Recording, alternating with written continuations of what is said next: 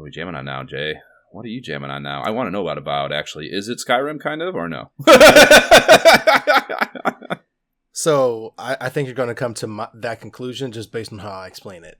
I gotta say, it feels a lot like ESO. Like, it feels very much like that in terms of the fact that it is a very much an open world RPG, but your choices do matter. Like, how you put skill points in different attributes actually matters to the story and what options you have that drive those story choices.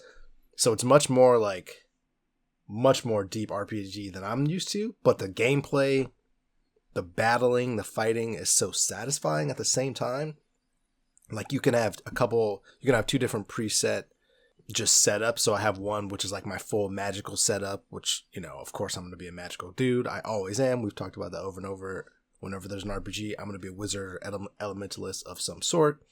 But then I can swap to my like sword and board, and that's fun to be able to like swap really quick during battle. Sword and board, huh? That's fucking. I've never heard that lingo before. Sword and board. Yeah, that's man. pretty funny. Yeah. Is that game specific, or is that just fantasy video game nerd? No, vernacular. That's general? definitely vernacular from ESO. Because Okay. when you're in that sense, you're talking about a tank, because you want your tank to have a sword and shield, because the shield is what you use to buff and block. Oh, I connected the dots, Jay. You don't need to explain it. For all the listeners, in case. I'm just, yeah, exactly right. The less versed listeners, I understand. Not for me though. I've never heard it. I like it. But yeah, I've never heard it before. It's a blast. I feel like I'm surprised I have never heard it. That's because it is such an easy thing, rhyming thing, no less, to go with. So I just can't believe I've never heard it. Glad I could drop some knowledge on you today.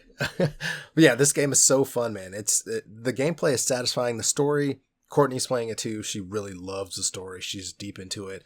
I'm reading far more lore books and stuff than I would ever read in ESO, and I played ESO for years and years. It's like a plague. I've heard it's like there's like a plague going on, right? That's the story, the main overarching idea. Yeah, there's something like that going, and so I don't want to spoil it, but the story, even I'm not even fully following it yet, but it's good enough.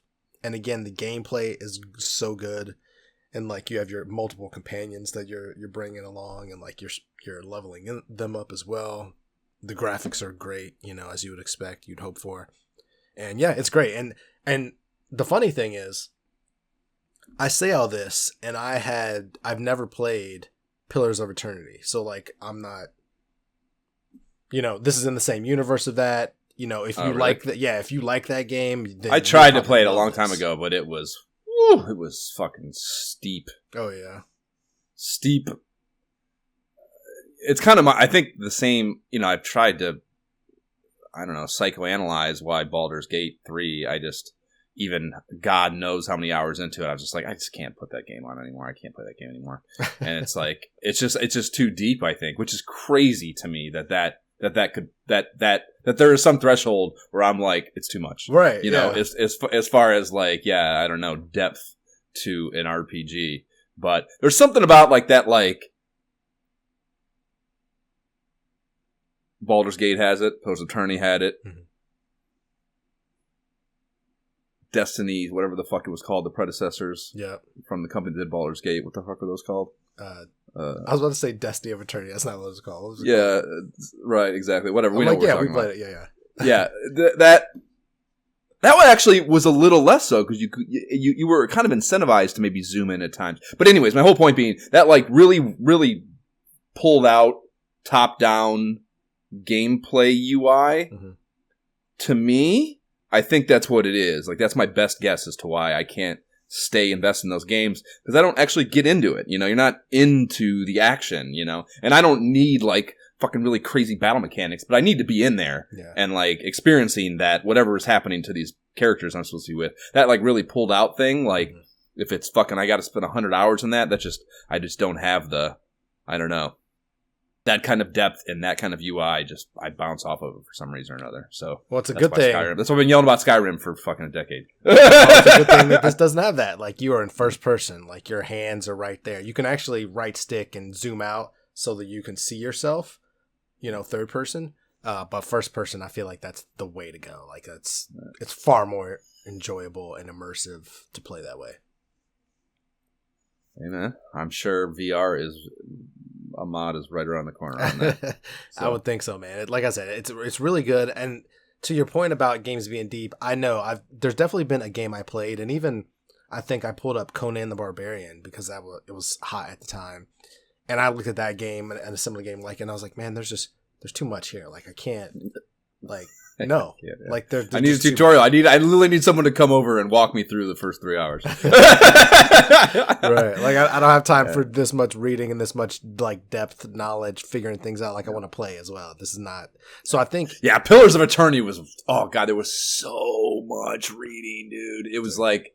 I mean, those games are fucking old too, so that was part of it. But I just remember like, oh my god, fuck, and I do care, but I didn't care there. I was like, fuck off, let's go. And yeah, you could not click through them fast enough, and there were just so many, and it was it was just an overwhelming amount of information to deal with. Yeah, I think to that point, this does a good job of like lessening that, so you're not as much like, oh my gosh, all the stuff. It's like, no, okay, here's some stuff you're going to talk a bit. Okay, now you're going to fight in battle, and it's going to be tough, and you got to figure stuff out. So I think it does a great job of balancing that.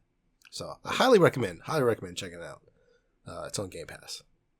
In addition to that, man, I've been playing a whole lot of college football, like so much college football. I'm finally getting good, man. Like after 2 terrible seasons, Jerry Bax, the head coach of the Miami Redhawks, is turning it around. Are you guys playing accelerated seasons in the? Are you like we're going playing through Dynasty? New years? So yeah. This is the 3rd year of my contract. Every game of last year, they kept talking about me being on the hot seat. I was like, man, am I going to get fired from the? If you get fired, do you have to leave? I don't know. I don't know. That would be amazing. Like. Just you literally, it's kind of like you would have to have. It's obviously just a digital equivalent, but the walk into the coach's office moment, where you like the GM's like, so it's banned. I'm like, okay, now it's a bummer. You got to go. Right? Thankfully, we will not have that this season, Josh, because the Redhawks are 2-0 after dominating Florida Atlantic in the first game in a user match, feeling good. 2 National Players of the Week. 1 Big Ten Player of the Week on defense.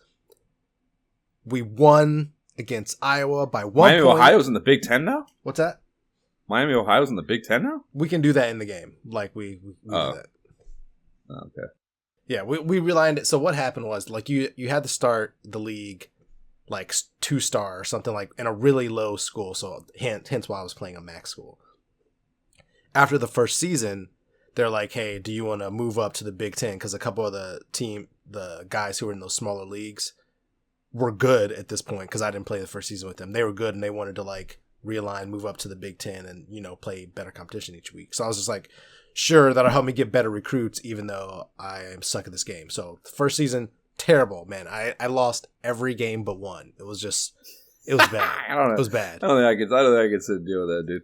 But I don't think I could. I like playing it so much, though. That's the thing. Like, I could win other online matches, but like this. So pretty much I had to like nerd out a bit, really go save a bunch of like favorite plays, because you're limited to the amount of plays you can use, amount of times you can use a play in a game. So like there's been times when I've run out at the end of the game and I can't keep exploiting this one spot of the defense because there's not enough plays I know that like can hit that, and then I would lose, So I had to like go deep into the playbook, practice a bunch of plays, favorite a bunch of plays. And after that, I mean, it should be that's dumb. I think it should be, yes, if you were spamming a play, there should be both AI and things a human player can exploit to be like, that's dumb, and like make you pay for it. But the idea that's just like, nope, can't do it is no. That is a user selected thing. Like the guys who set up the league decided like you're not going to use a play more than 4 times in a game maximum. Okay. So like there was a couple different versions of a play, and you're able to put that into the game, so it actually won't let you, or it's just you can. It's a user select option. So like there's like a ticker like. And there's like a cooldown, so after you use that play, I gotta wait like 4 plays before I can use it again. So it's like, ugh. So there's like all these little things you can build in to make people like. What that sounds to me like is like those crossing patterns in Tecmo, in the original Tecmo. You just can't stop them. There's no, which means the game. I'm sad to hear that a game can still be made where it's the numbers are just undefensible or whatever. You know what I mean? Like, you should be able to go stand in that spot and just like pick that shit off. Well, you can. Like, the game is very hard. That's the point. But I think like these guys specifically, now that I've been in the league with them for a few seasons, like they're really good. They play a lot of football. So they intentionally made it harder. They use sliders like that to make things harder. Like in addition to this play calling stuff, like they made it so that it's basically harder than it would be otherwise. So in addition to like me getting better playing against that, like we started me and the guys I know who are also in that league started a different like league without all those sliders. So I'm just playing it straight up. So that's fun as well. So I'm 2-1 in that league. I'm 2-0 in the harder league because I beat Iowa by 1 point, blocked an extra point. Amazing victory. So I'm feeling good. Yeah, that's a lot of time spent. It feels like winning a real game, Josh. Like I can't even tell you, man. Like there's so much time and thought I put into practicing these freaking plays because it's so much harder in that league to actually win a game. I was like, yeah, played humans. I'm sure. Especially if you have like that was like, I mean, it's been, buddy, a while since I was playing a Madden franchise, but like, obviously it's fun. You spend a stupid ass amount of time and like even in those dumbass just against bad AI no less situations, I can't imagine actual humans and like how much more difficult that is for one, but two in turn how much more investment both emotionally and intellectually it requires to actually be a participant. You know what I mean? So yeah, I can totally imagine. Like I said, I can totally see myself being into that. But fuck sports. I can't even remember to watch this Cavs game, dude. I haven't watched the Cavs game. They played the Knicks last night. I hate the fucking Knicks. They dominated the Knicks. They beat the shit out of them. I know. I fucking would have loved to watch. It was on ESPN. I would have loved to watch that game. I put them on my calendar. I have iCal notifications telling me to watch them. I still don't think to do it or notice they bother to pay attention. I'm like that off sports. Like that Bills Chiefs game broke me, bro. I am like.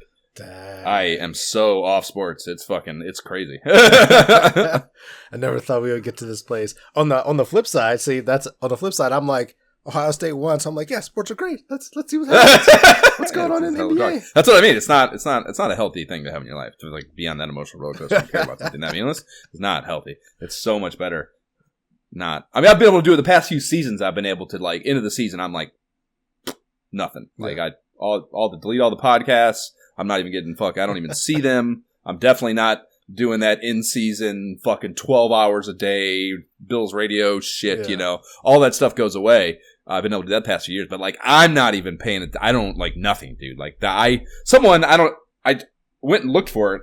He might be full of shit or a moron, but a friend of mine told me that Josh Allen had signed a contract extension, or maybe he just was saying that it's like in the works and everyone knows the parameters. But I was like, I had no idea. And like the idea that I wouldn't know anything about Josh Allen seconds after it occurs, or even is rumored, is like a tectonic shift in my life and media consumption. I don't even know what to think. Like, did someone replace you? Like, is this like? Oh, it's great. It's great. You the real Josh? It's so much better. I hate NFL football. I hate it so much. The fact I am addicted to it and consume it the way I do is so unhealthy. It'd be much better if you're an Ohio State fan. Things are typically great, bro. I don't even know how it's say that with EDA. I don't even know how you can begin to care about a team that just beats everyone by 47 until the last like 2-3 games. Like I don't even know I don't even know how you could begin to care about that. Like that's why that's why the Bills. That's why it's like this. It's because like I've invested 35 years into this incredibly difficult endeavor. If they had just been pummeling teams the last 35 years, I don't think I would. Hey, but I've only seen 3 national championships in my lifetime, but I've also seen 3 national championships, so it's been awesome, I've been to so many games. I think just growing up in Columbus, it's just been ingrained, you know what I mean? And then the formative years thing for sure. Oh yeah, of course. And then being able to run track there briefly for 1 year, exciting, cool. But yeah, I don't know. There's still something until now that was always about the amateurism and the fact that like the dudes are just playing like this is their last hurrah, and then football's That's over. always been bullshit, though. I know, but like you could kind of like the ones who actually matter are playing for the paycheck. They're just not getting it yet back then, right? And that it's always been exactly what it is now. It's just the system is slightly rejiggered now it's just out to be there, less, just like right? To be less bullshit. Yeah. And actually, even then, they were getting paid. It was just we know they were because it's not above board. Yeah, no, it's always that's all. I've always thought that like you get even more of that in college basketball. Like, oh, they're just playing for like fuck you. No, they're not. Like, yes, there are more dickhead white boys that are not going to be playing in the NBA on the team. Sure. That maybe are just out there to play basketball because they know they're not going anywhere. But get the fuck out of here. The players that you're actually watching are 100% playing for a paycheck. Get fucked. So yeah, that I just could not believe that's ever been an argument to me. But still, at the same time though, even if you were playing for a paycheck, you're hoping those paychecks continue. And only for like 24 of them do they continue. You know what I mean? Sure. So it's kind of just, so there's still that level of just like, this is my last hurrah. I got to go hard. Maybe I can get there. Can I get drafted? Hope, which for everybody else. A little bit. I mean, there's a little bit more desperation, I guess, could be argued because they haven't gotten the really big paycheck yet. Right. But I mean, especially now, it's so business-fied that like the really blue chippers, they're in there. So a lot of them are mailing it in too, man. Like, like, now they know. Like, I have the physical ability. I'm getting drafted. I'm going to make millions of dollars. If it's 8 million or 10 million, do I really give a fuck? Nope. But it might. For a lot of people, it will though. It'll be like, yep, I'll absolutely take. For some, yes, but there are plenty of motherfuckers. There are plenty of motherfuckers that it's just a means to an end, and that is present in college too. Fair, but I also. Again, I grew up in Columbus. I went to Ohio State. I'm an alum, you know what I mean, versus a team that I just happen to live there in that city. You know what I mean? So it's harder. It's been harder for me. It's been the reverse. Easier for me to stick with Ohio State versus moving from Columbus to New York to where, you know what I mean? Sure.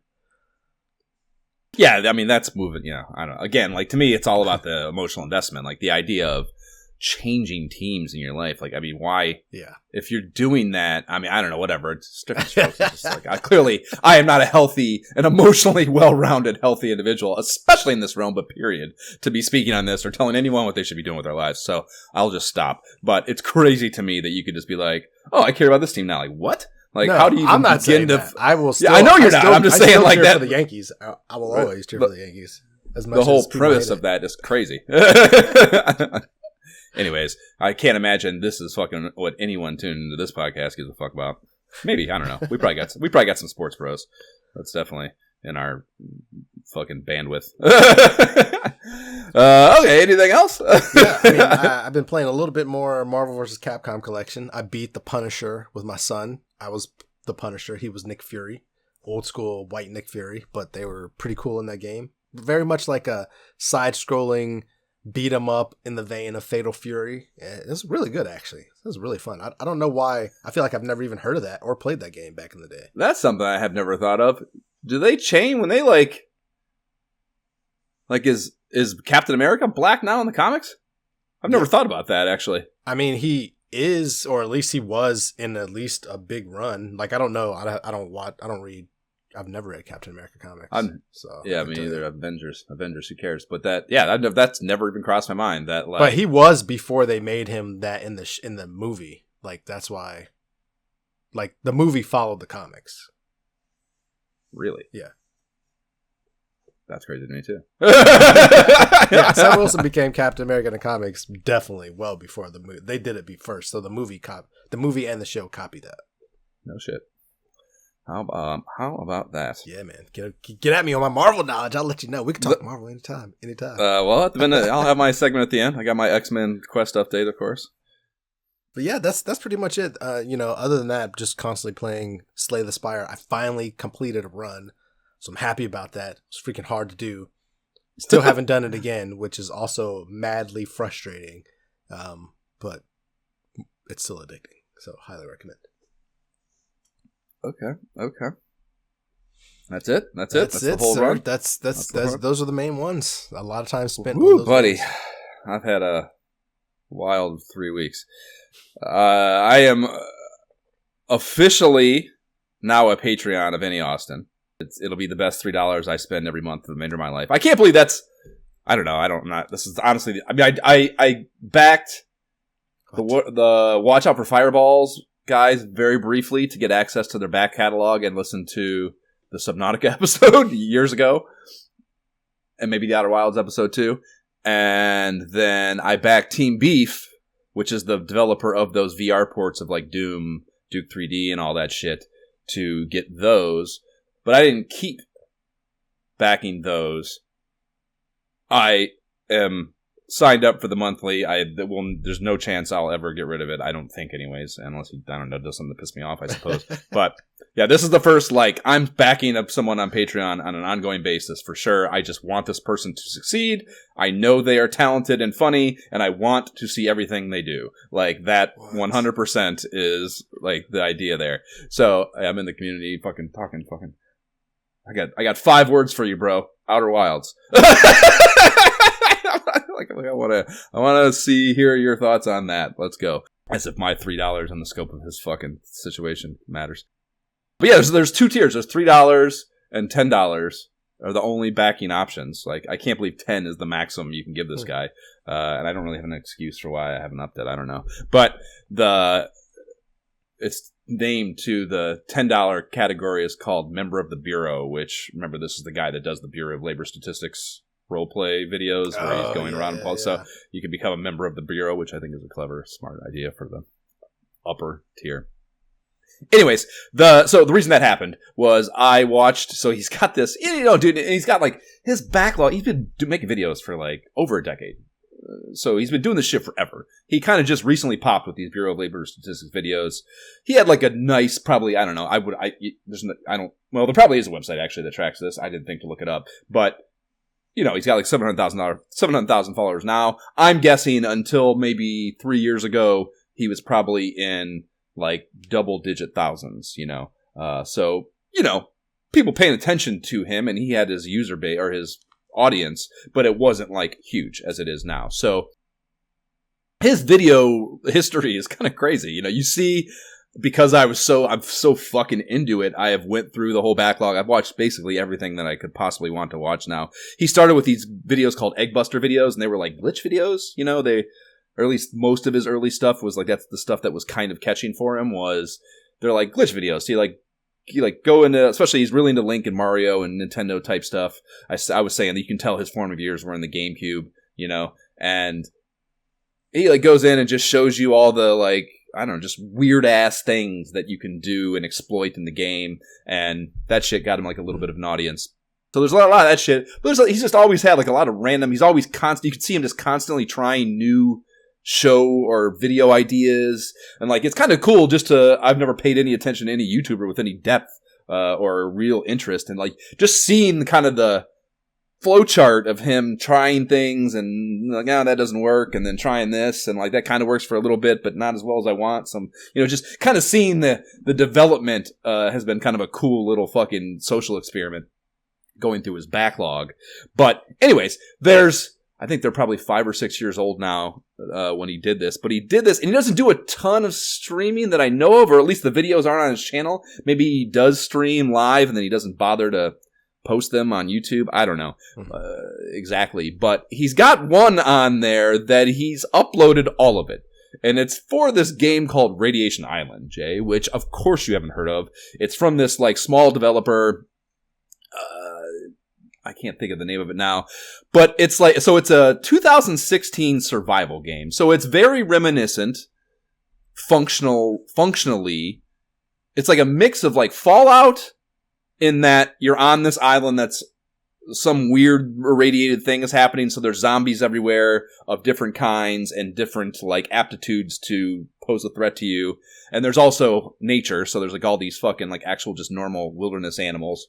And there's something weird going on, and you don't really know what it is. And it's from a small developer, and it's like a pretty good concept of a game, but it's this super small developer. It's a super janky game, but janky and kind of like, it's not for everyone, this kind of thing, but like the way people like bad horror movies. Like, it's bad in a lot of ways, but it's bad interesting. You know what I mean? So that's the game. And this guy, I've told you, he's like has this deep appreciation for like the fiber of video games, which is why he's interesting, because he's smart and he fucking analyzes that shit and he like zeroes in on it, and he's very attentive to kind of just minutia, you know, and the systems in games and da-da-da-da-da. So this is like a 30-some hour video, or 30, like cumulatively, it's over 30 hours of videos. It's like 19 videos or something of him streaming this game front to back. And that's a lot. It's so much. I was enthralled. I could not stop watching it.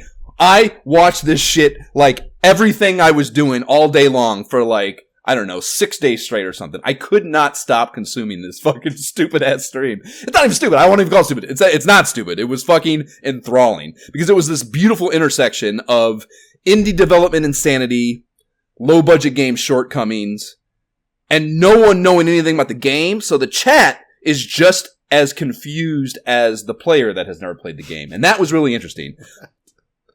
Yeah, all of that. And then also this usage of Europe's Final Countdown song that became part of the thread of the stream. And then just also his reserved comic style is fantastic. And yeah, it was just, I don't know. I cannot recommend this video stream enough, Jay, as like just a fucking fascinating social thing. I don't know how to describe it. And like, I'll talk more about like trying to replicate this and find others. It's impossible. I don't think I'll ever find anything this entertaining in the way this is entertaining. Again, it was this beautiful intersection of like him being not huge yet but still good and talented and funny at that job. And then all those other things I said. It was just this beautiful, poetic, unfucking predictable or you can't create it. It just happens, you know, that kind of thing. So good, dude. So good.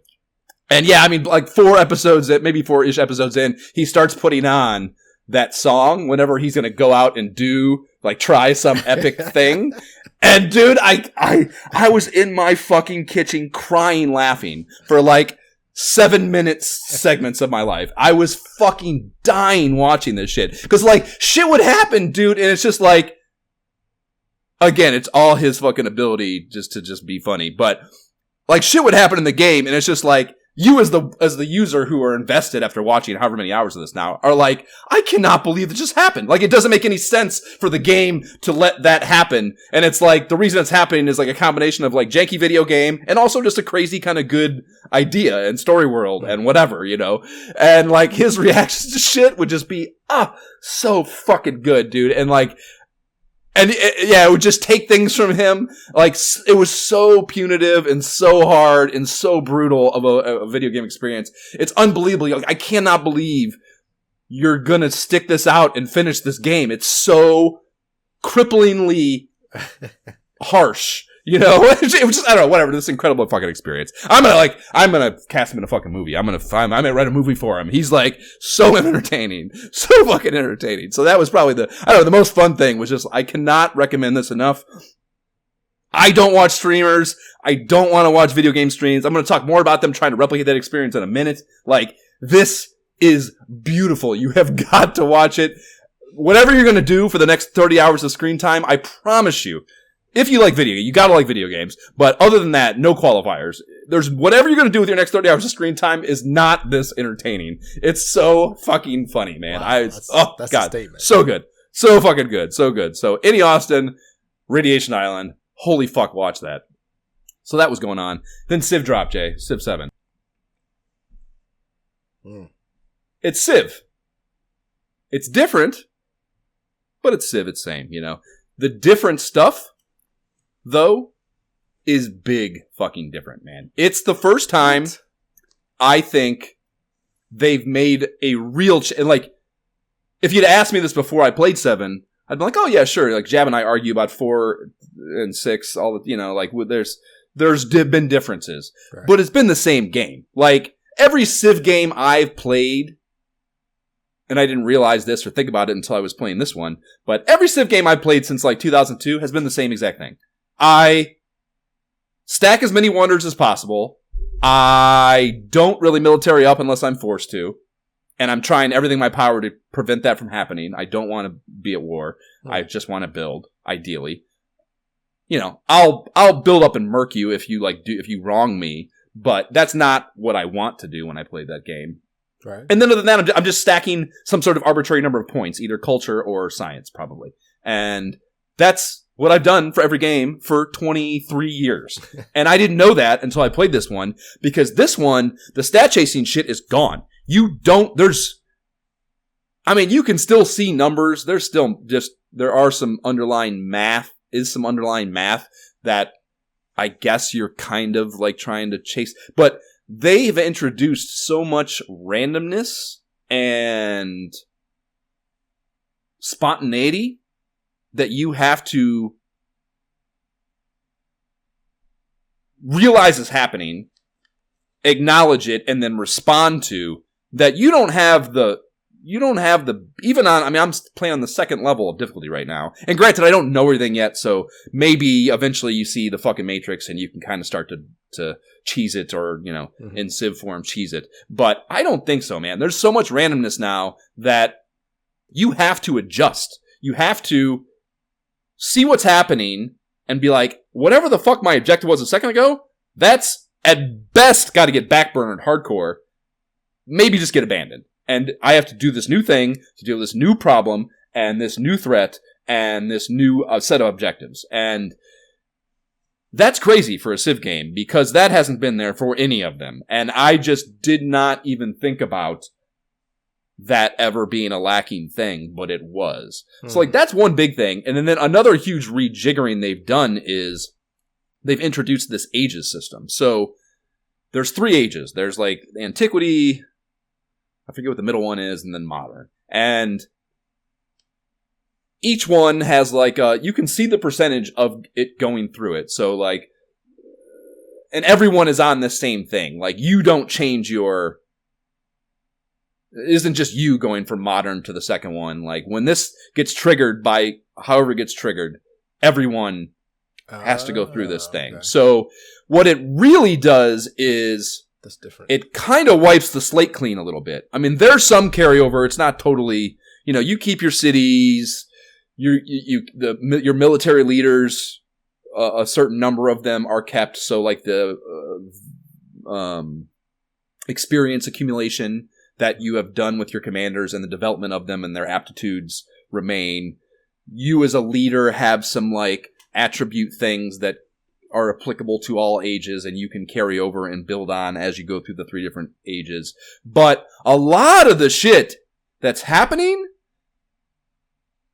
just gets wiped off the fucking board and like it's jarring at first, and I can tell a lot. I mean, a lot of fucking boomers are bitching about it, like really? That want their same thing. Just give me a new one with better graphics, you fucking pricks. Like, there's a lot of that out there for this game, and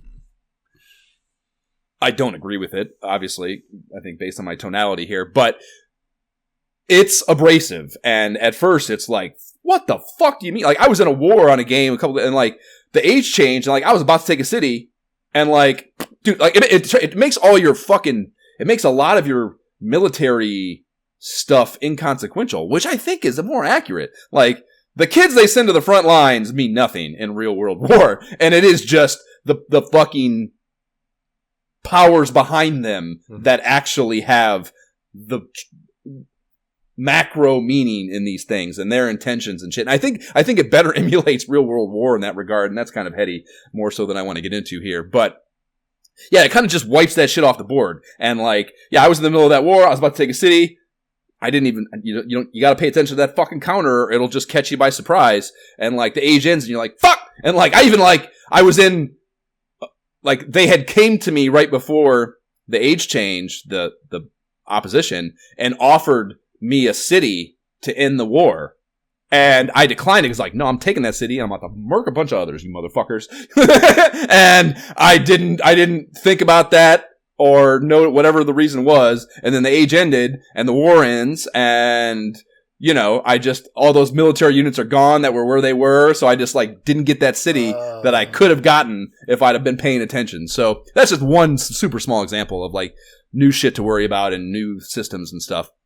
But yeah, like the age change is fucking wild, man. And like each of the first two have this, like the last 10% or maybe 25%, I can't think of the number, but like there's this crisis era, and like you have these, it's like this, I don't know, like one time, they're like major global events that like create strife, and the way that gets implemented into the numbers is like really harsh. Like you have social policies, as you always have, and it's kind of like a version of that, but you're choosing, you have to choose them. You have to pick, and like the number goes up as you go further into the crisis before the age change, and they're all punitive. So like you're choosing between lesser evils that you're adding to your system, and like you have to like be like, okay, I have enough happiness to deal with that -6 happiness for every city without my civilization crumbling from fucking revolts and stuff, You have to like choose these bad things and like hope you can make it, without something terribly bad happening. And like, again, it's like more shit out of your control that makes it, I think, infinitely interesting. Harder, of course. Right. And you can turn that shit off, I guess, if you want. But yeah, the predictable flowchart of the game is gone. And you have to pay the fuck attention in a way that I've never felt like I had to pay attention playing Civ. And I think that is, I don't know. I mean, again, I don't know it well enough. Maybe I will eventually bounce off of it too and get closer to where a lot of people are bitching because of the differences and it just being too not satisfying. The thing that Civ is supposed to satisfy is, I guess, the one more turn thing. I mean, I still have that. I sat and played like fucking 9, I think it was like 8.5 hours the first day. So like fucking, Amy's constantly trying to get me to play. Like it's got its hooks in us both, I think.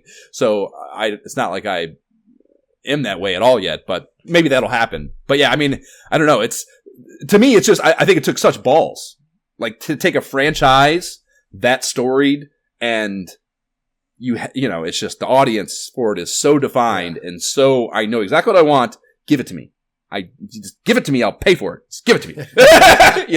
And like, I think the balls it took to this in such a tectonic shift way change what the game was. It was just so ballsy of them. And like I said, I didn't know I wanted it.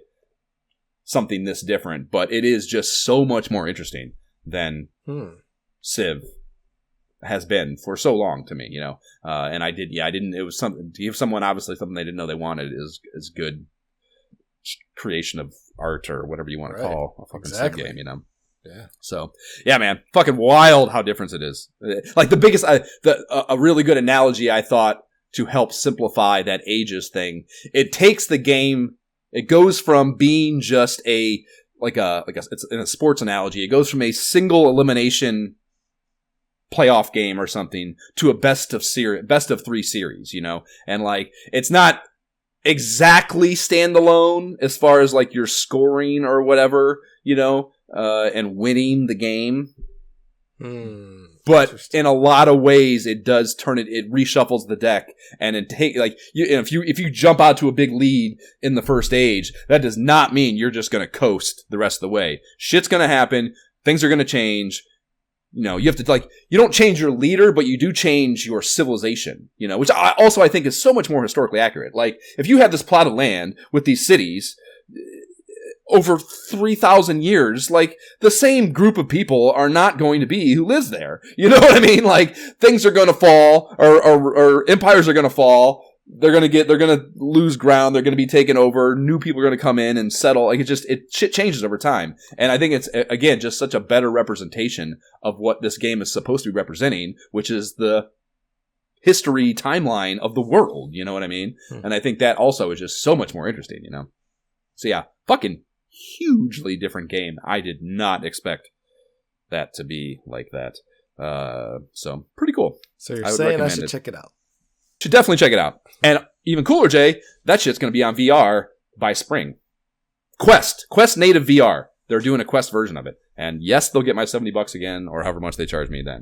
Because in VR, again, that Per Aspera game, like the kind of the sci-fi Alpha Centauri type real-time strategy game I played a couple years ago on there was fantastic. You could it was just so much better of a UI for that type of game, like zooming in and like pointing, and it's just like it puts you in the board game as opposed to just this top-down moving things, interface. It was really cool, and I don't expect that they're offloading it to. They're not doing it in-house at Fire Access. They're offloading the VR development to a VR developer, which is very smart, of course. So they're going to make it VR it's not going to be just a VR port of a tabletop game or a top-down game. It's going to be a VR game that is Civ, so.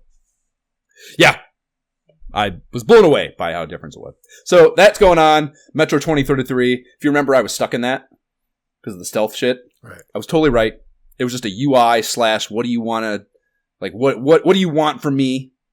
Shit slowing me down. I eventually watched a video, and the guy just was just murder. He was just fucking shooting everyone. And I didn't need to be. I didn't have to sneak.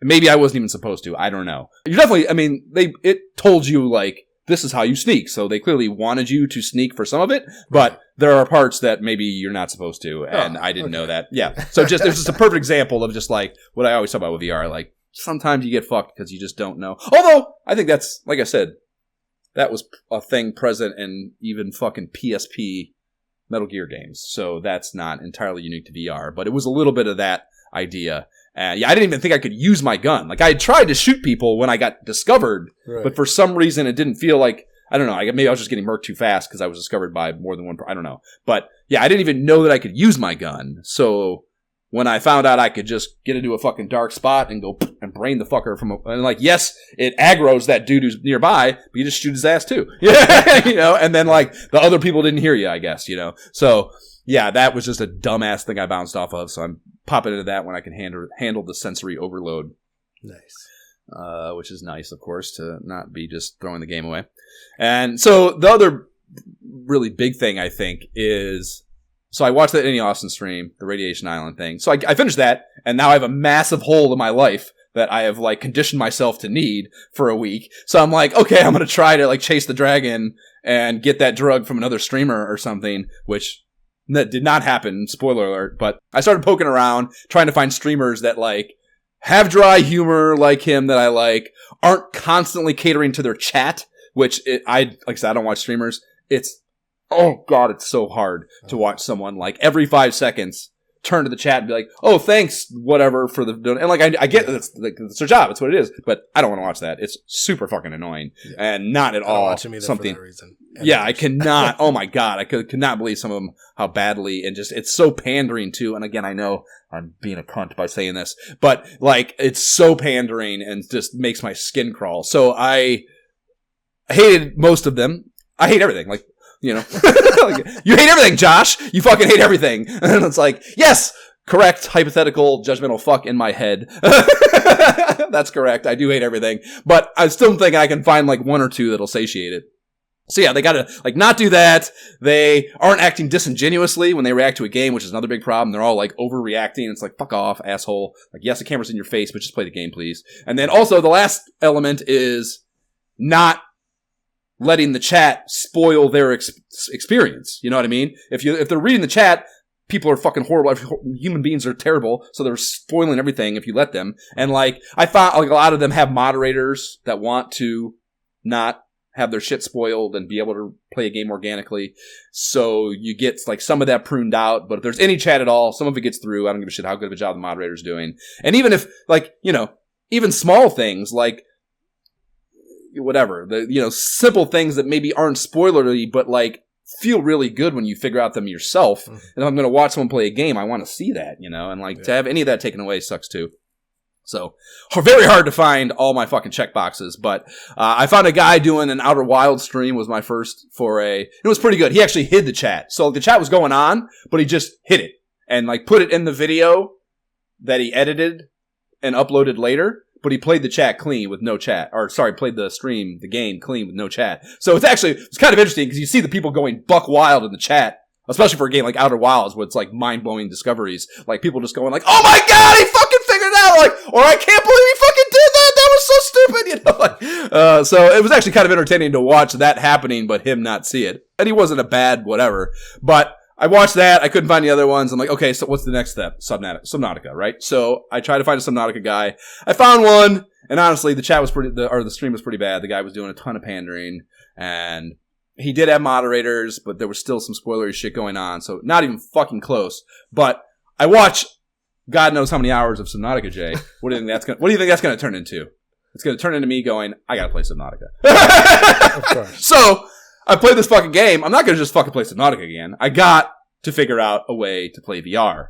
And I haven't really tried in the base game. A year or two ago, I did Below Zero, and my only reason to do that was because on pcvr, I'm saying, was because I had already bought Subnautica a bunch of other times or something. I didn't want to pay for it again on Steam, so I didn't buy the base game, even though I know Below Zero was fucking nowhere near as good. So dumb decision in hindsight, knowing this now. But they did. I didn't realize this.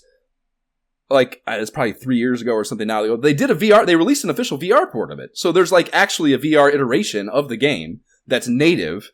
It's not good and really barely even works, I would say, the way you would want a VR game to work. So they did a terrible job. But this game is revered. So internet nerds to the rescue. They've created mods that fix all the things that the developer did not have in there. So there is it's called Submersed VR mod that like, it's just perfect. It's fucking perfect. It's beautiful. It's exactly what if you played Subnautica and you're like, oh my God, how amazing would it be to be in this and actually have control of my environment the way I want with my controller, because if you remember when I played Below Zero, I was having to use an Xbox controller, which obviously sucks. So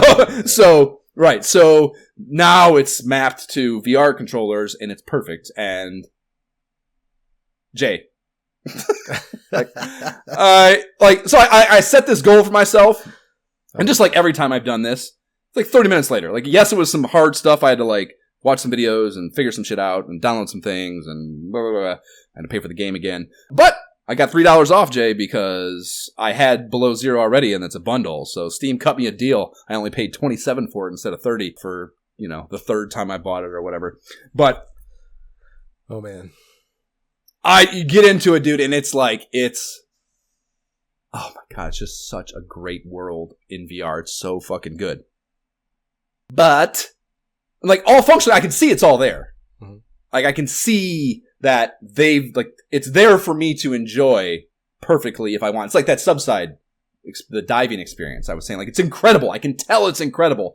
My shitty system just can't do it perfectly, though, or can't give me the experience that's perfect to really experience this the way I know it can be experienced. And this is too amazing. And like, I played it one session, maybe 1.5 fucking hours, and I was like, that's it, I'm fucking doing it. And like, I get offline and I get off the fucking headset and I sit down and like, I'm making a fucking PC from scratch that's going to be a VR mecca. And and yeah, I said, dude, there's this really cool website. If you talked about thinking about doing this, dude, there's this, it's called PC Part Picker. PCpartpicker.com. It's a godsend, dude. Cause like, I know computers kinda, but I haven't fucking really dealt with specs since like 2002 or something. So the numbers are all kind of overwhelming. That's been the big thing that's kept me from doing this. But this website, dude, it allows you, it has like a builder app. So you like go in and you it shows you all the things you have to buy, all the different parts, and it allows you to mix and match them. And then it also has a built-in like incompatibility detector. So if you have anything that doesn't work with each other or anything, it red flags it for you. And then you can take these things that you build and save them for one, of course, so you have them for reference. And then they have a forum that you also can drop it into and ask for advice from the actual internet nerds that you want to hear information from. So I'm able to build one that I think works. Within an hour, I have a ton of feedback on the forum that tells me the things I should swap out, both to save money and have a better build, and yeah, I mean, it was maybe 3 to 4 hours of work total, and I am ordering that shit out. And like, it has the buttons right in the thing. So they probably the business model for this, which is brilliant for them, is probably the Amazon referral thing. So like if you click through, you can just literally build your thing and there's a one button thing, buy, and you just go to Amazon and it's in your cart, you know, and you can just put it all in a cart and fucking send it all in one big fucking sweeping thing and the shit's all coming to your house. You don't have to go get anything anywhere, you know? So it was, such a relatively easy experience, I think, because of that, finding that. And yeah, I mean, if you're thinking about doing this, I ended up spending like $1,700, which I think I did it pretty strategically. I probably, like, my GPU is a fucking,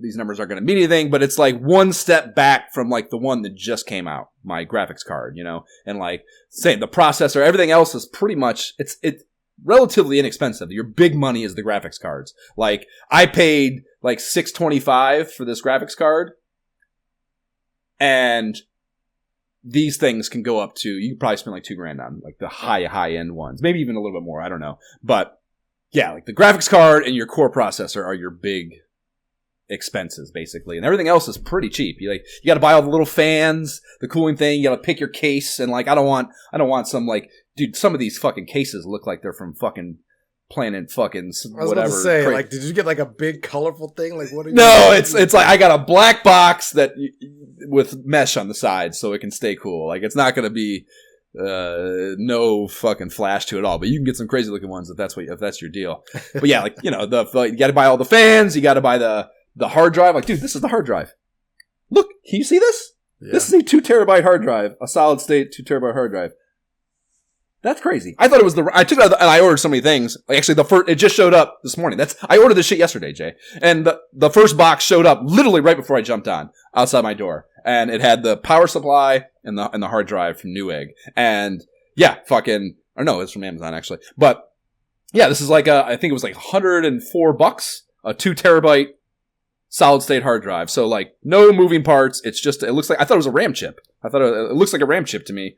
So I've never even seen that. So it's going to be fun as fuck to build. I can't wait to do it. Hope I can do it. I'm relatively savvy guy when it comes to fucking technical stuff. So I between YouTube videos and my own whatever know-how and capability, I think it should be fine. But yeah, that'll be super fun to build it. And dude, it's not even going to have a monitor. Like I'm not even going to, Amy has a monitor that I'm going to plug into it to set it up with and install fucking Windows. But once I do that, if I understand correctly, I've read up on this, once I have the VR headset attached to it, that's my monitor. It's going to be just a standalone VR fucking powerhouse box sitting in the corner of my living room with no wire. It's like high-end Wi-Fi. So like it's going to have nothing plugged into it. It's going to just be a box that runs my fucking VR headset. The headset doesn't connect to it with a cord? You can, but you don't have to. No, it's Wi-Fi Airlink. So you got to that's one step I might have to take. I mean, I've done this for the PCR video. Like that was a part of the Steam Link I think you have to have a hardwired VR connect. Your laptop has to be hardwired from your router. And to do that, you need this little fucking box I bought a while back. And obviously, higher end Wi-Fi, the better. You have to have certain kind of routers that actually can facilitate this, yada, yada, yada. So I bought like a little bit of I remember I don't remember exactly my decisions, but I remember not buying the most expensive versions of things. So I might have to upgrade that a little bit too. It'll probably be a couple $100 at most. And maybe upgrade, if I can, I'll probably upgrade my Wi-Fi too. But so that has to happen. So it'll be hardwired the Wi-Fi to my box, my computer. But no, the headset doesn't have to be. I actually, because I'm trying to make this Subnautica thing as nice of an experience as possible until I get my shit set up, my new thing. I do have an Airlink cable for the headset that I can plug into my laptop. And when I plug that in, but still on, I noticed a difference in quality. Mm. But I know it's still on the Wi-Fi, because when I turn the Wi-Fi off, Steam Link wouldn't even work on the fucking, so I was like, my initial troubleshooting of this was I'll just turn when I looked up, the only way to make your headset not use the Wi-Fi is to turn off the Wi-Fi entirely. So I turned it off, and when I did that, Steam wouldn't even work on the headset. So it's definitely using the internet for something. But when I hardwired it with that fucking fiber optic cable, I noticed a quality difference. So there's something going on there that it's using the hardwired for some purpose or another. But with this, all the new shit that if I need to hardwire it, I'll be shocked or if there's any benefit to hardwiring, I'll be shocked because this shit is like, I mean, it's like my laptop now it's a 2060, which they're on the 5000 series now for NVIDIA graphics cards with 6 gigabytes of video RAM. My new one is 16 gigabytes of RAM, and it's, like I said, one back from the newest shit. So it should be a substantial upgrade. And I have 32 gigabytes of RAM as opposed to 16 in here. Obviously, the processor is better built for this shit. Like, it should be, to my understanding, that's what my question was, and literally in the forums was, I titled the post, "This is a lot of money to spend to play Subnautica VR." And then it was the list of products. And I asked in the post, I was like, listen, I haven't built one since like 2002. Tell me I told them exactly what I want to play, how I want to play it, with what devices I'll be playing it on the Quest and all that. And I'm like, what do I need to change to not be annoyed and to have the best possible Subnautica experience? And like, that was the feedback I got. So like, if I don't get exactly what I want when this thing fires up, I'll be absolutely shocked because I got a ton of great input. And like I said, I saved money by doing it too. And I think got better shit. So yeah, it should be fucking just absolutely unreal, I think. And I cannot fucking wait. It'll be so amazing. I'll never get out of VR again. No. But yeah, doing that, the one last little thing, like, I started thinking about, like, what else, because it was such an easy experience getting Subnautica going this time. I was like, what else have I played that I loved that would be amazing in VR? Do you remember that game, The Forest? It was like PC, I might not have been, that might have been before you were on here even, because I was playing that on my PlayStation 4, but it's called The Forest, and it's a survival game where you are in a plane. I don't even know when it came out, probably like 2018 or something. But you're in a plane with your kid. It crashes on a deserted island, a foresty type island, and there's cannibals. The fucking cannibal society on the island, and they take your kid, and then you just have to survive. And it was like a really good survival. What? It's all the building and eating and all the systems are there that like same as Subnautica and that way, like those are like the big focal points and they're well done. You build these awesome forts and you can build all these traps and catapults and shit to like really good job of that. So a very good game, a little janky because it was from 2018, but I was like, I wonder if that's in VR now. And sure enough, there's like a really clean pcvr version of that. And looking up that, there's a sequel to this game that just came out last year that I didn't even know about called The Sons of the Forest that I will definitely play also once it's on VR. But that's one game that like I started thinking like there's probably a lot of games that have VR mods now that when I have a really clean system, I can go back and play and it'll be fucking amazing. And yeah, that was one that is definitely I wish listed for sure that I will play. And that game, dude, it's such, I forgot that it has a co-op thing, dude. You can play real time 2 dudes on an island or 2 people on an island together doing this shit. And like that would be so fucking fun. I actually watched a little bit of a stream that wasn't so bad of 2 dudes playing it together, and it's like it's so fun. You're like the 2 of you running around like building these traps and fucking dealing with these things together and like building the fucking bases together and shit. That would be so much fucking fun. Fighting cannibals, right? Fighting cannibals, and like you like got to do all this exploration shit. It's just got to be so much more fun in co-op that I haven't even tried that. Even though that was, I don't know why I didn't. I could have done it that way. But again, it's the same thing that always prevents me from doing shit like that. Is like the idea of jumping in with just strangers to do something that intimate. To me, it's intimate. I mean, yeah, are you eating the cannibals back? Like, do you get to eat them? Because I admit that would be very strange to do with a stranger. You certainly, yeah, you could definitely probably I can't remember specifically, but you have to be able to, that has to be in there. It's such a good, you find this Walkman on a boat out in the lake. And then you start finding these tapes around with these fucking, they're like old, there's this they're bangers, dude. They are banger instrumental like 80s rock songs and shit that it's so cool to like you build your fort, you wake up in the morning and you like fire up the Walkman and fucking play this hilarious ass tune, and then you run around and fucking fight these cannibals and shit. It's such a well done game in so many ways that I cannot fucking wait to do it in VR. And it's terrifying too. I remember that being a really in the same way Subnautica is, because there's so much unknown and there's so much. Because the cannibals things, they're like mutate. Like some of them are just like normal cannibals, but there's like a mutation thing going on that some of them have as they get more advanced. That is really fucking scary and really off-putting, you know. So yeah, it's a really great game. I can't wait to go back to. But there's probably so much of that. I just can't fucking wait to do it on my new PC VR. It's gonna be amazing. I can't wait. That's it. Yeah, we got to talk about fucking Nintendo Power now. This has been too long. But let's quickly talk about Xmen and get the fuck out of here.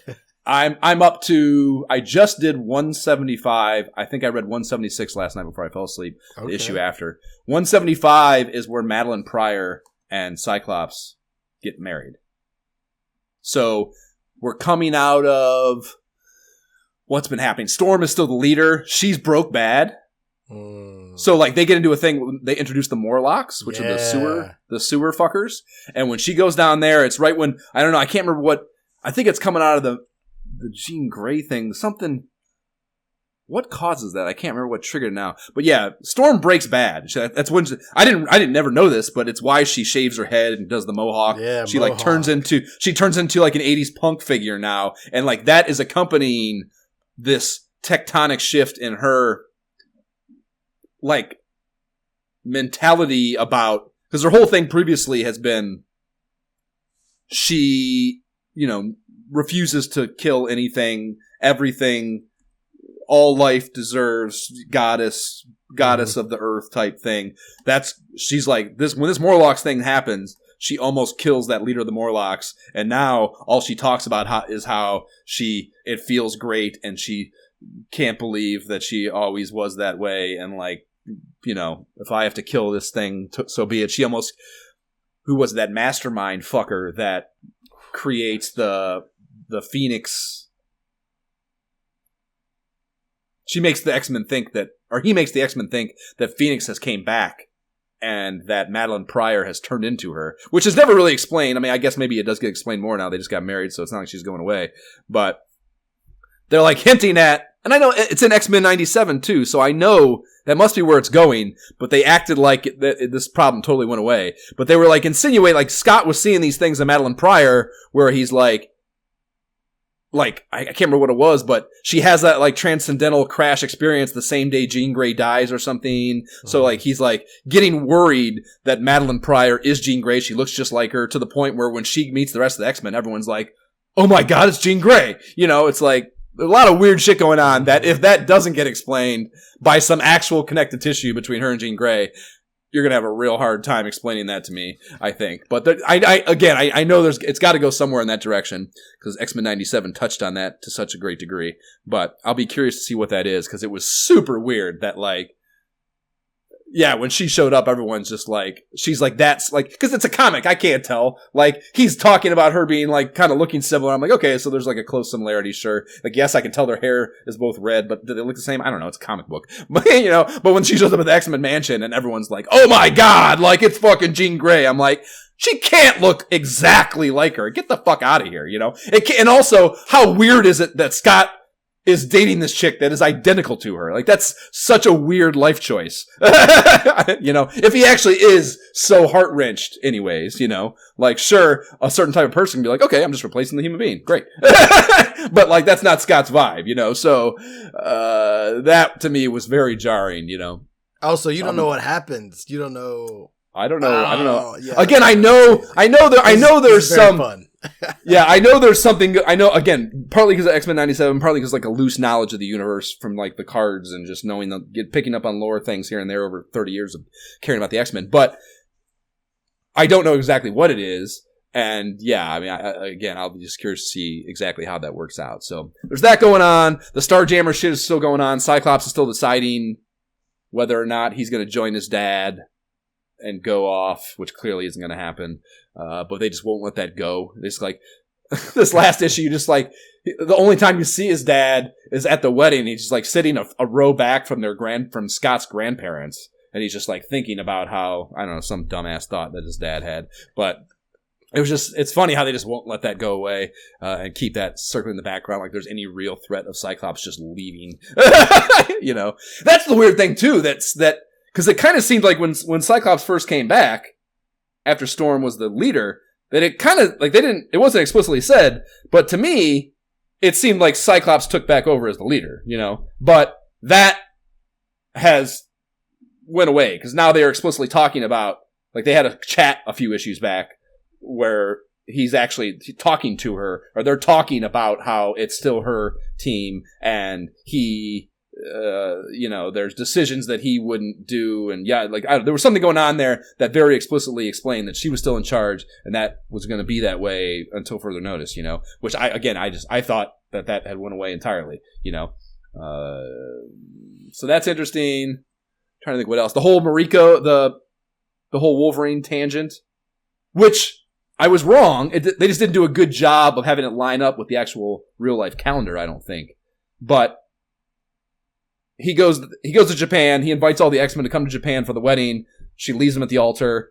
There was that whole storyline in the limited series that now taps into this. So like, again, it doesn't line up with the actual calendar of the months that the comics were on the newsstands, but that did happen concurrently. I don't know how.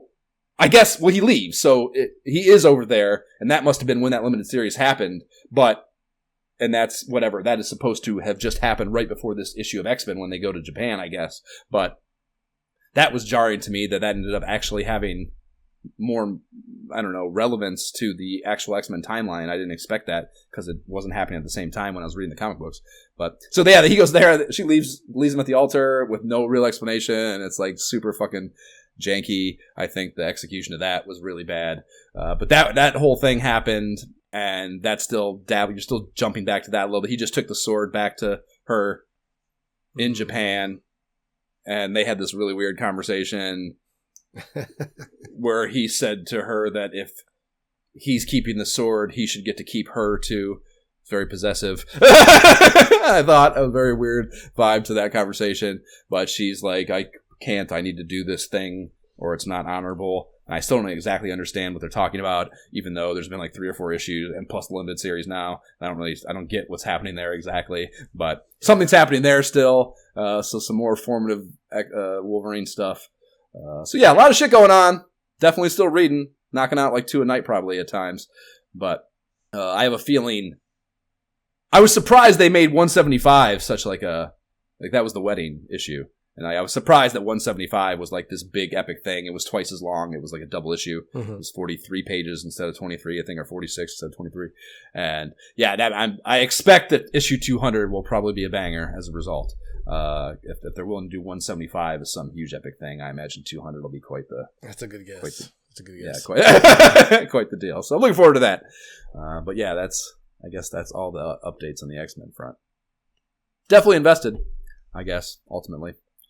Okay, let's fucking talk about Nintendo Power.